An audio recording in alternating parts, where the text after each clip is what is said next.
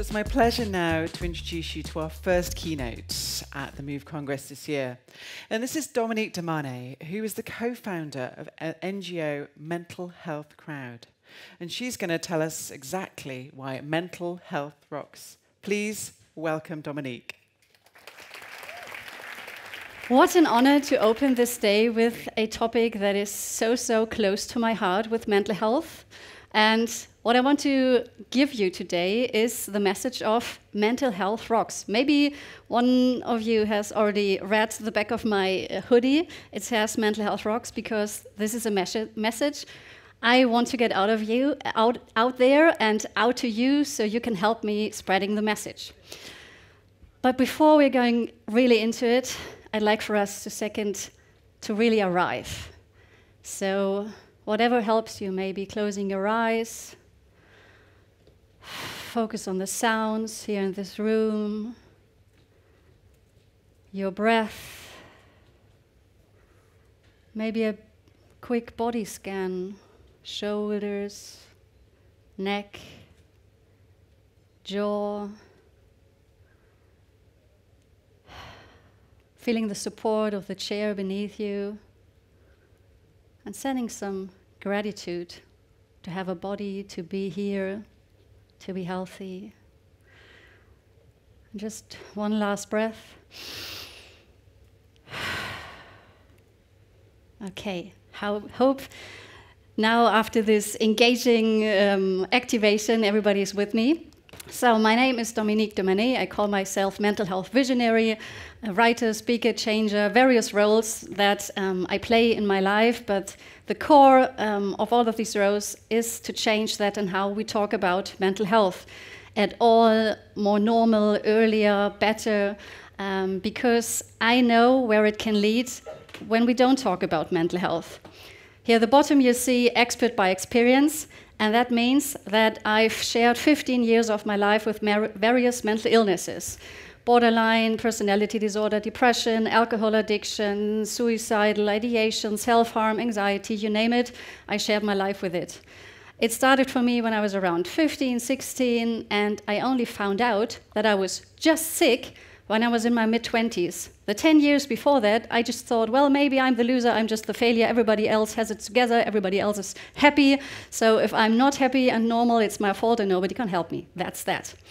And in my mid-20s, I got my diagnosis and I started therapy and I started meeting stigma. I realized that our societies deal very different if there is a physical health problem compared to if there is a mental health problem. On the one hand, you get lots of support and people send you flowers and cards and everything, and they ask you, well, how did you break your leg?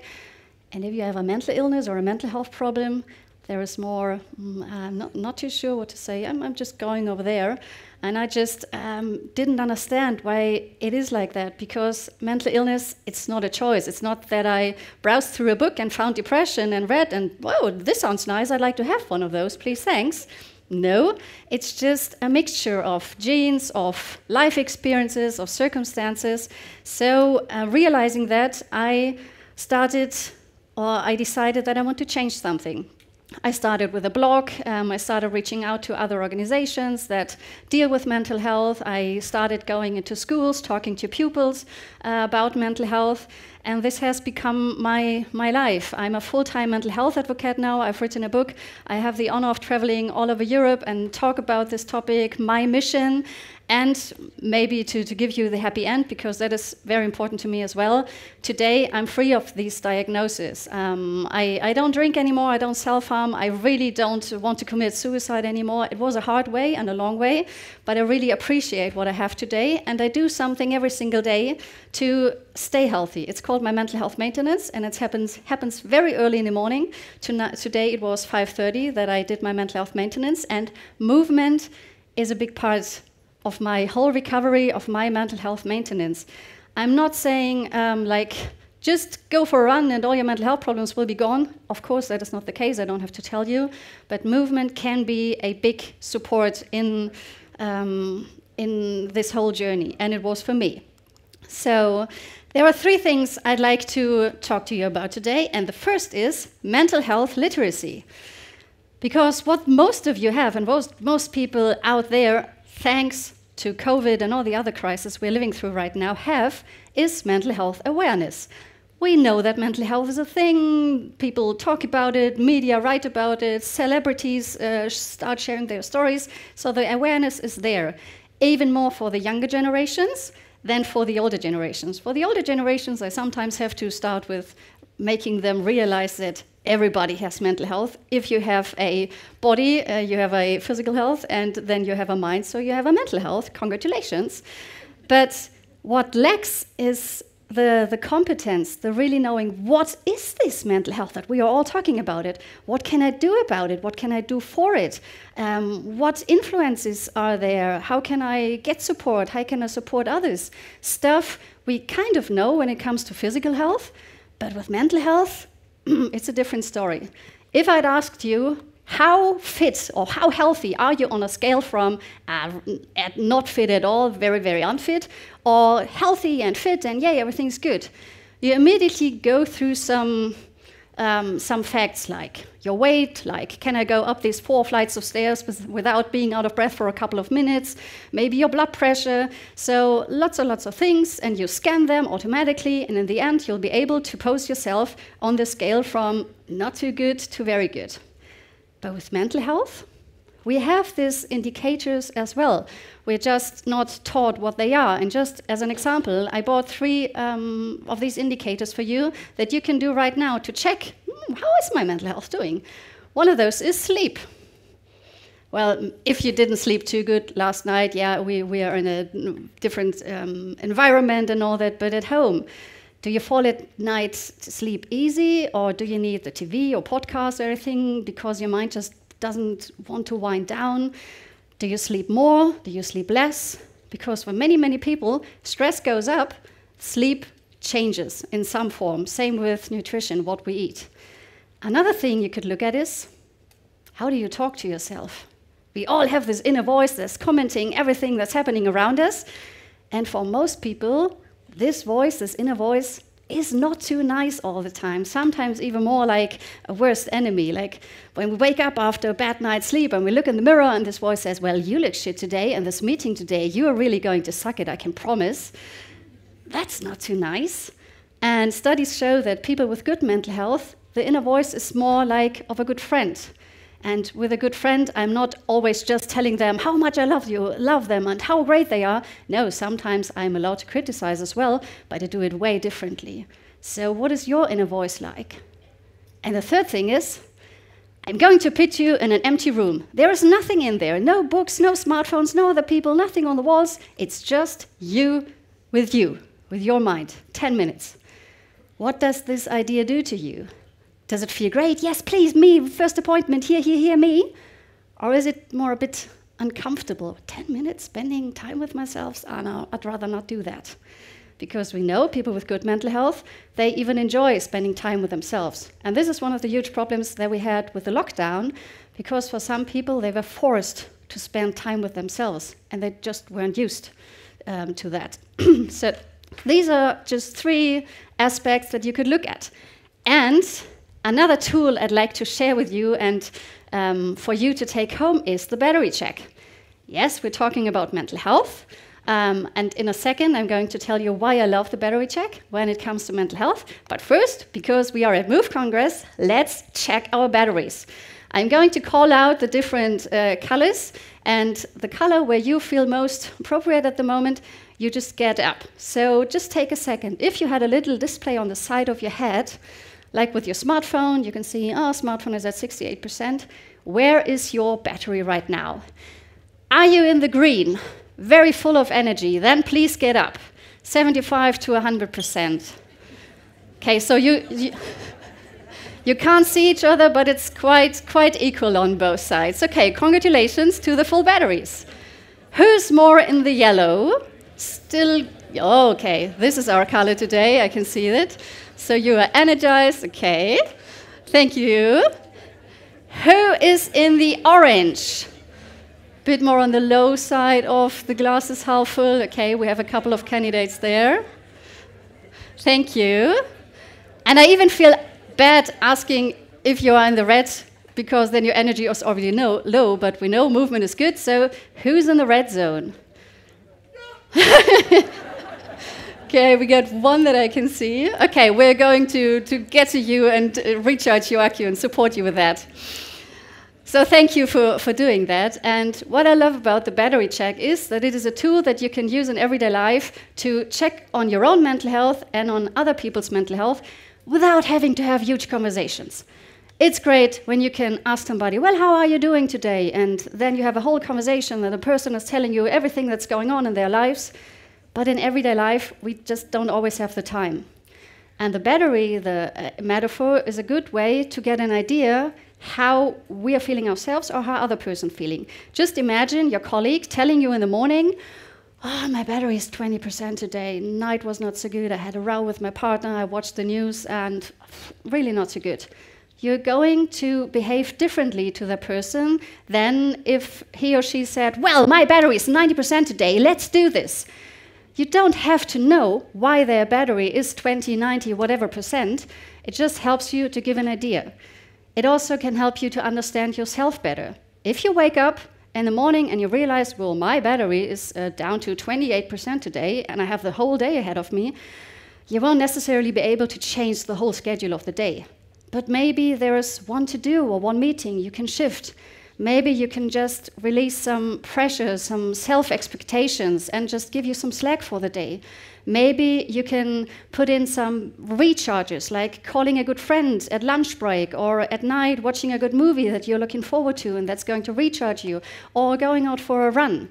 So just the awareness, okay, my battery today is not so good, can explain behavior. The colleague with the bad humor does a joke, and on most days you're like, well, okay, he and his humor, I don't get it, but just let him be.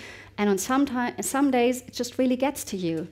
And if you have a look at the battery, then you might see then the days when it gets to you are the days where your battery is a bit lower.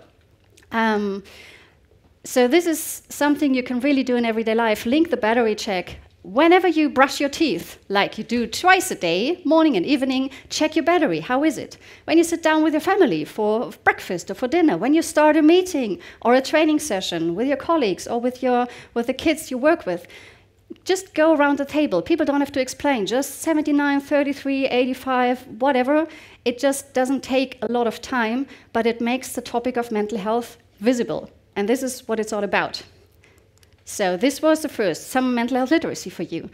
Now, second, healthy body, healthy mind. We are at Move Congress, and I guess I don't have to tell many of you, physical health and mental health, they are interconnected.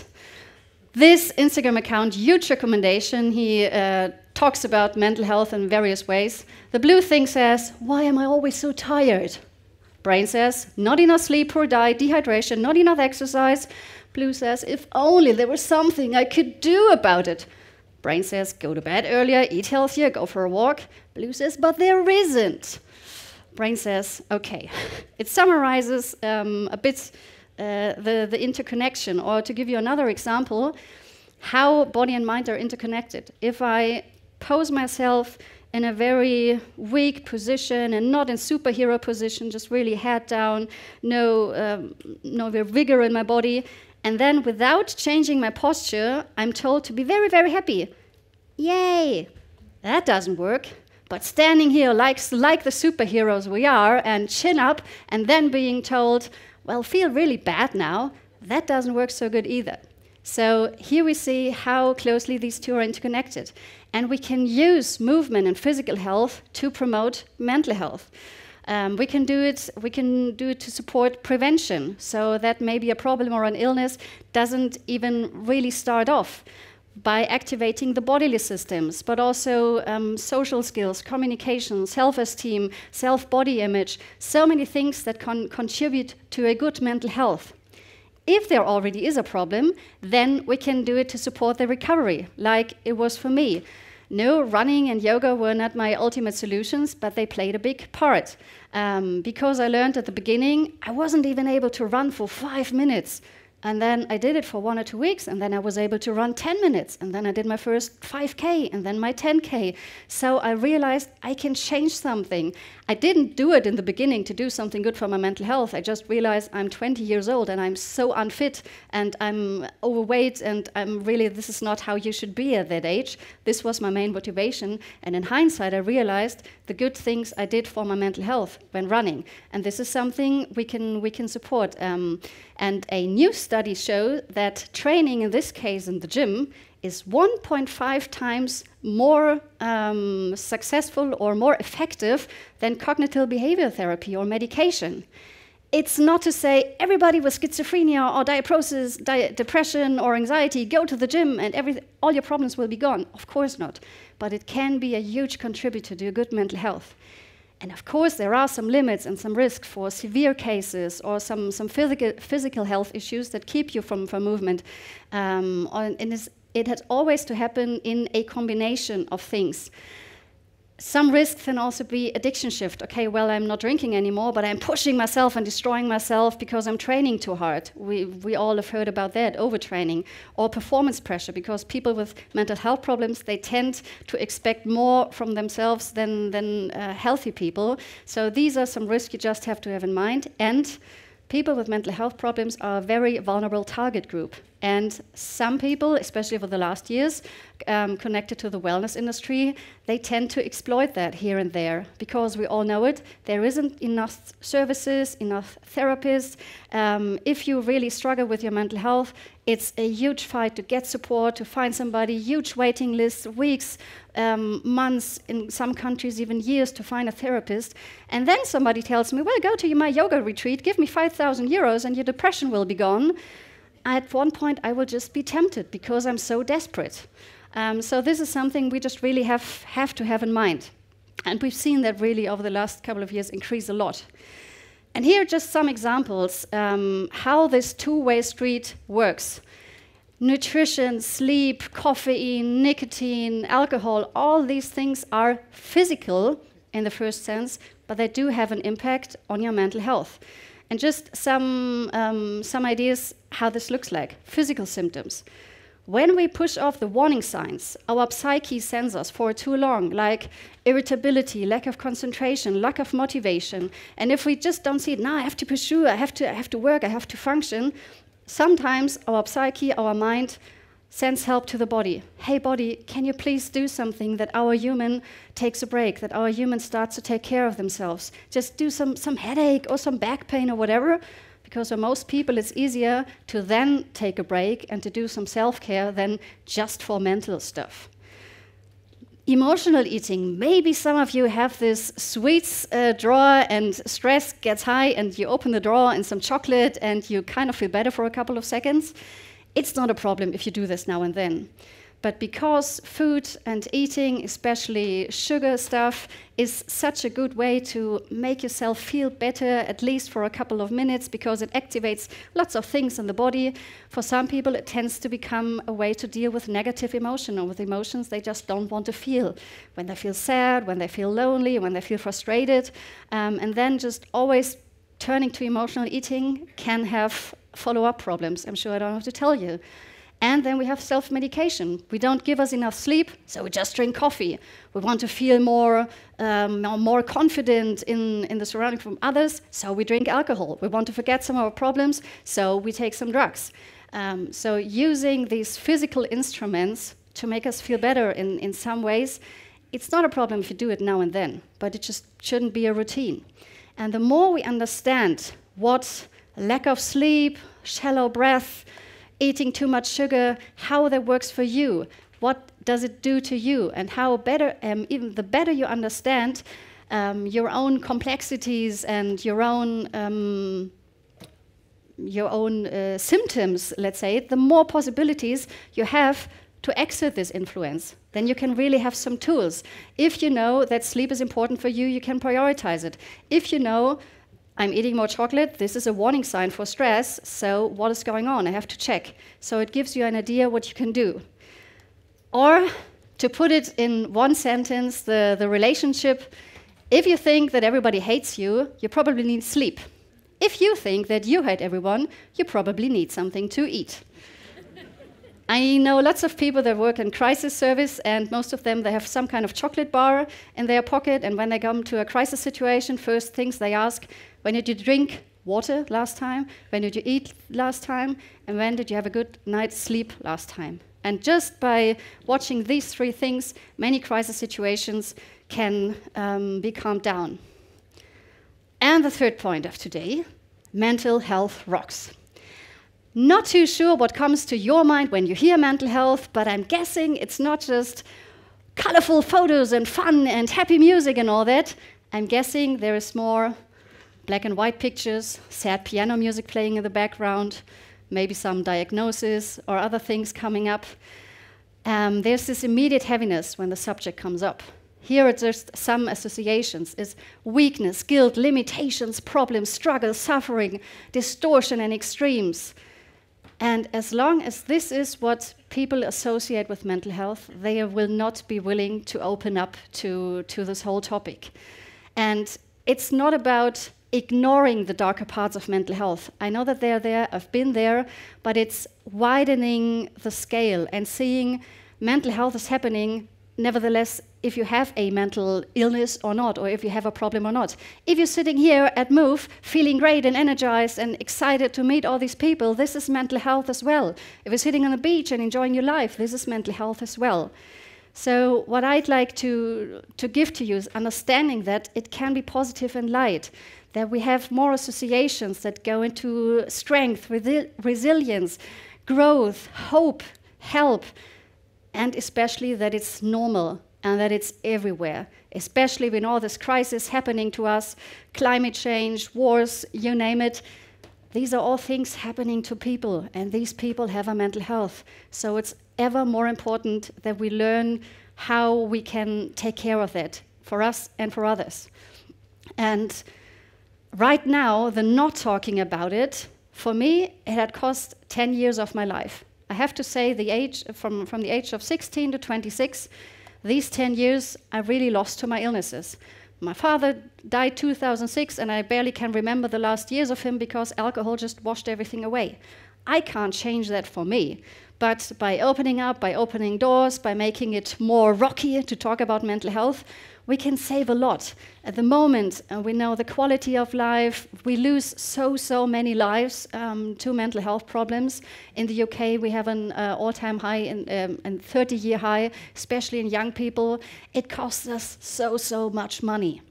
So the antidote to that is to normalize instead of stigmatize. And I'm convinced no person gets up in the morning and thinks, well, how can I stigmatize these depressed and these anxious and these eating disordery people? How can I stigmatize them today? Nobody does that. What is behind stigma, or what we perceive as stigma, is helplessness, is a lack of knowledge, is an insecurity. And when I don't feel comfortable about a topic, I'm pushing it away rather than opening up to it. So this is what normalizing. Of course, we need more prevention, more literacy, we need services, we need to bring people in contact early in their life with mental health. And we could save so many, some cases we could just really prevent from happening at all.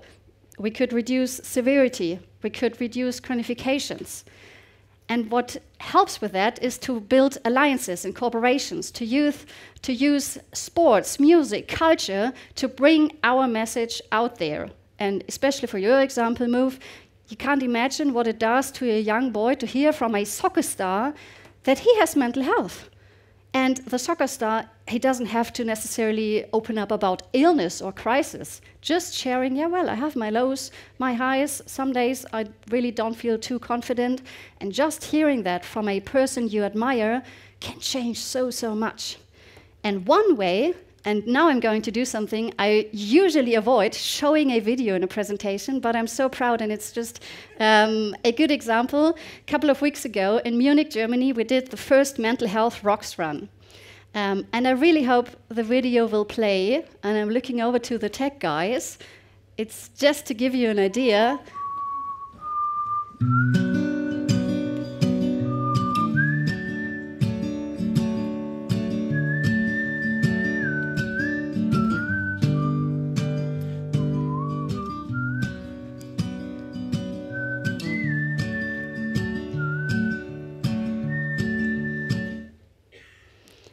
It's just, even looking at them, it was so special in this Olympic stadium in Munich, seeing hundreds of runners crossing the line and sending out a sign for mental health, showing how many we are, how colorful mental health is, and the impact we had on the people there, on the people that read about it.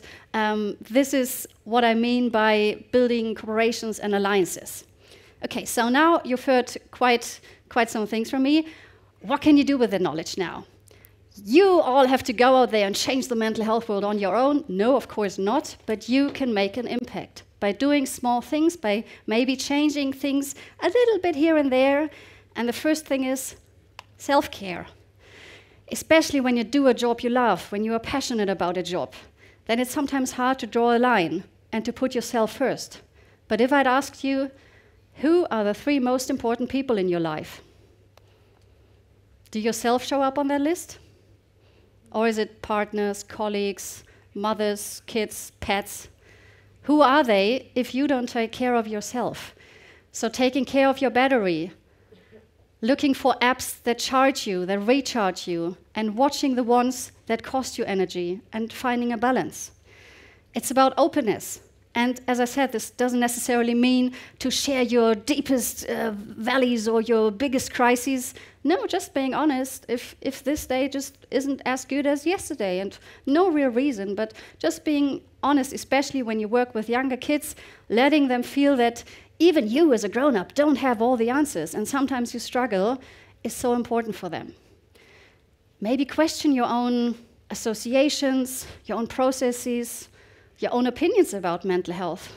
Before today, what were the first pictures that came into your mind when you heard mental health? Maybe from now on, it's going to be this as well. Your processes at work.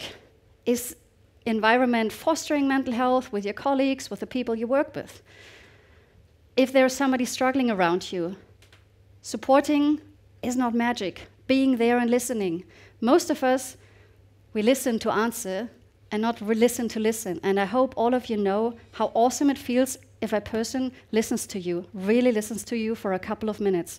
It's great, and we are not used to it. And this is something we can give each other every single day. And if somebody tells us that they're struggling, we tend to put out phrases like, well, have you tried yoga? Or, well, tomorrow everything's going to look better. Other people have it worse. And it's understandable that we react in this way because we want to help, we want to do something, we want to say something. But sometimes the better solution is just, I don't know what to say. I don't have the answer. I don't have the solution, but I'm here for you. And trust me, being on the other side, this feels so much better than the other person pretending to know it all. And you do you. By that I mean, do not compare other people's struggles to your own. We all come to the world with a plate. Some of us have these huge pizza plates, and you can put a COVID pandemic and wars and climate change and news and work stress and everything on there, and the plate is just sturdy. And other people come to the world with one of these flimsy paper thingies, and you put 1 spoon of potato salad or 1 war up there, stress, row with a partner, and the plate starts to sag through. So it's not your job to weigh, okay, this problem the other person is telling me about, that's not too bad. My life is way more stressful. That's not how it works. If it's hard for the other person, then this is the sign for you to support, to change, or to be there. And just to give you some ideas how you could incorporate mental health in your work. Just really some small ideas. Maybe you do a mindfulness marathon or mindfulness exercise. Do some training sessions completely in silence. Nobody talks for a couple of minutes. Or do some blindfolding. We know that mindfulness, especially for kids and youngsters, it helps them for their mental health. Make a gratitude parkour, like people have to go around and put post-its and write down stuff that they're grateful for. Do something about cheerleading and compliment, like playing music, everybody running around, and when the music stops, telling the next person you see something nice about them, what they did good, just cheer each other on. These are not ultimate solutions, but we can teach the individual to take care of their mental health, to do all these tools, but of course, we need to create or have environments that don't crush it, but that are good for mental health. So the system needs to change. I'm aware of that, but from the other side, we can do something to support the individuals while the system still changes. And what we can achieve when we make mental health more normal, more visible, is that we catch problems earlier. Just imagine your colleague coming to you every single day, checking in on your battery, asking, how does it go? And it's just ritual between the two of us. And the chances, when you have a low and when you're not feeling so good, that you are going to have an honest answer, that you're going to say, well, it's not so good, buddy, today. Sorry for that. You don't have to be sorry for that. Are way higher, this honest answer, than when the colleague never asks you. And then this one day he comes to you, how are you today? Is everything all right? That makes you immediately feel like, draw back, and did I do something wrong? So if we normalize it, if we make it visible every day, we heighten the chances that we catch problems earlier. And what we achieve with good mental health, what Mental Health Rocks means for your life, or not having mental sucks takes away from you, is being at peace. If you have mental health, if you regain it, there are no corners in your mind that you have to hide from. You do not have to numb yourself or block yourself out. You're resilient. Having good mental health doesn't mean there's no crisis or no low days, but how you deal with them, or the effect they can have, is minimized. It means you're in control, because there's nothing stopping you or telling you what you can do or not do. At least in some form, we are all controlled, or don't have 100% control over life, but you know what I mean. You know yourself, you know what's good for you, and you can adjust your life accordingly. And having good mental health means being happy. For these 10 years, happiness was something I couldn't even dream about. Today, I'm very happy. Not all the time. That would be weird as well. And I can appreciate it. So this is really what Mental Health Rocks can mean for an individual and for all of you.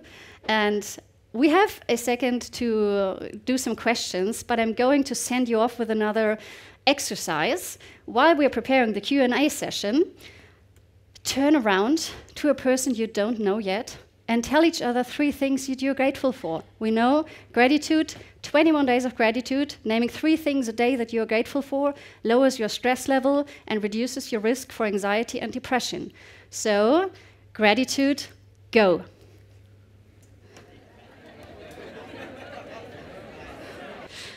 But yeah, are there any questions? Yeah, let's begin with you. Thank you. Hi, so thank you so much. Firstly, that was amazing. You ended with gratitude, and I personally believe it's so important. But I think thinking about everybody that's here, the majority of us are here to help other people. And it can be really hard when we're knowing that this is going to help and seeing that person stuck and that they don't understand the power of gratitude. So what would be your advice to people in this room, whether it's a parent or whether it's through their own experience supporting other people in difficult places, how to help somebody in that space to initiate gratitude and also to mind themselves in that same space? I mean, it can be hard when you see a person struggling and you want to give them tools and they are just not ready yet to accept the tools. But I had a similar situation with my partner. We do it every night, that we say 3 things that we are grateful for before we go to sleep. And a couple of years when we started, he was like, coffee, pizza, sunshine, whatever. And at the beginning it was really hard for him because his brain just wasn't really used to it. And just encouraging them to do it nevertheless. They don't have to feel it, they don't have to understand it.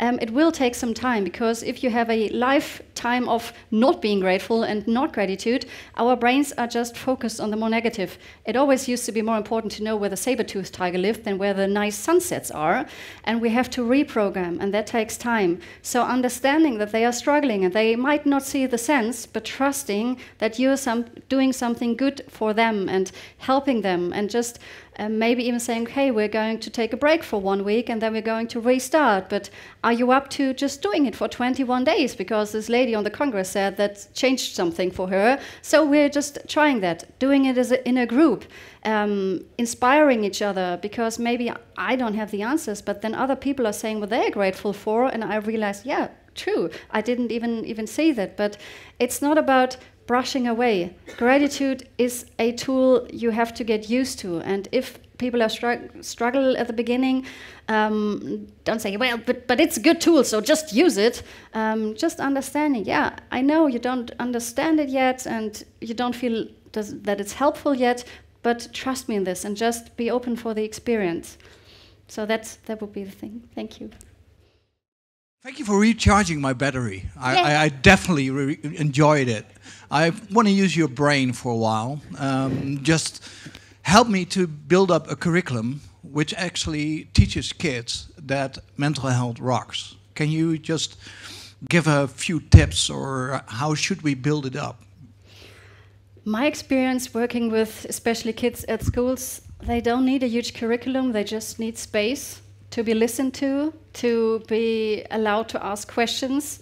And what truly helps is to have like a mental health hero that shares their own experience. And especially when people come from a background where it's already hard, always making the similarities to the physical health can really help. So why do you brush your teeth? Yeah, because I don't want them to fall out. So why should you do some gratitude? Because you don't want your thoughts to fall out. So this is something with mental health, we tend to wait so long until all the teeth fall out. So normalizing, building these bridges, okay, what do you do for your physical health? And just asking them, when your battery is low, what do you do then? And in my experience, the kids at school, they say, well, I talk to friends, I listen to music, I go out, I do some sports, I do spend time with my pets. They do not say social media or spending time with a smartphone. And making them aware they have resources, they have knowledge, and helping them to use them to really facilitate them. And sometimes it's reassuring them what they feel is right. When the parents say, no, you don't have a problem, and just be happy, we have everything, or whatever it is, and the kid says, yeah, well, I have the feeling that there is something wrong, then reassure them. And this is something you can trust yourself, and if it doesn't feel good for you, then come to me. You don't have to listen to your parents. So these would be some tools, some ideas, but we could chat later, and I could give you a whole pocket guide. It's in German, but maybe it helps you to figure out how to transform this mental health literacy for them. Thank you. Thank you very much for a very inspiring presentation. And I would like to ask, if it's okay and if you feel comfortable with answering, what was your breaking point? To put it in a more positive light, what motivated you to make the changes? From our experience in our organization, we also try to work with mental health. But usually when people are very low, like mental health-wise, it's very difficult to use our offers, still sports offers, free time offers, in order to motivate them to participate and be part of a community, because it's very hard to have the energy for that. What would you recommend? So for me, I didn't have a huge hit rock bottom breaking point. For me, it was really like a process, especially around the idea of suicide. When I was young, I didn't commit suicide to protect my mother, but when I was in my mid-20s, my illnesses started to try to convince me again that suicide is a great idea and that I really should do that now. And when this thought became omnipresent, I realized, okay, there's this devil voice inside of me that just wants to destroy me, and that says, well, finally we can do it and everything can be over. And then there was this other voice saying, well, for 10 years now, you thought one day you are going to wake up and everything's going to be good and all your problems are gone. And somehow that's not been happening. So maybe you have to change something. Maybe you have to open up. Maybe you have to talk to somebody. And this, in the end, took a couple of weeks to really convince myself to open up. But when I opened up, I had one friend that always told me, hey, Dominique, if ever there is something going on and you need somebody to talk to, I'm here. And he just repeatedly offered me this. He never put pressure on me. And when it was the time and I felt ready to talk to somebody, I didn't really have to think because I knew he was there. And this is something you can do as well. Not always asking, how are you doing? How are you doing? Is there everything okay? Just sending signs that you see that a person is struggling. And what I really want to pass on to you, if there is a mental illness involved, it's not necessarily a person in control, but maybe it is the illness. So for me, back then, it wasn't I that had control of my life, it was my illnesses. And whatever I did, whatever behavior I showed, it were the illnesses. And what you have to try to do is to reach through to the person behind the problems and just really saying, I see that you're struggling, and if you ever want to talk, I'm here. Maybe opening up about some own struggles, maybe inviting somebody talking about mental health challenges they have overcome. And the more of these little dots you make, the bigger the chance at one point it's going to tip to the angel voice side and the person is ready. You cannot force it from the outside. You can just be repeatedly there, motivate without pressure, being open, being honest, but also having the patience and sometimes self-care first. Watching a person struggle and you're not being able to help, it can be hard on yourself. And sometimes saying, I really have to stop this for a couple of minutes or for a couple of days because it's so hard, because I see how you're struggling. So there is no ultimate recipe I can give you, but maybe these are some inputs that can help you. Thank you. Dominique, I'm really aware that we will need to move on in a moment, but you're with us for the rest of the Congress. Yes. Is that right? Yeah. Thank you so much. So I have a small token of our appreciation. Thank you ever so much for coming. Oh, thank you so Ladies much and gentlemen, for having Dominique. me.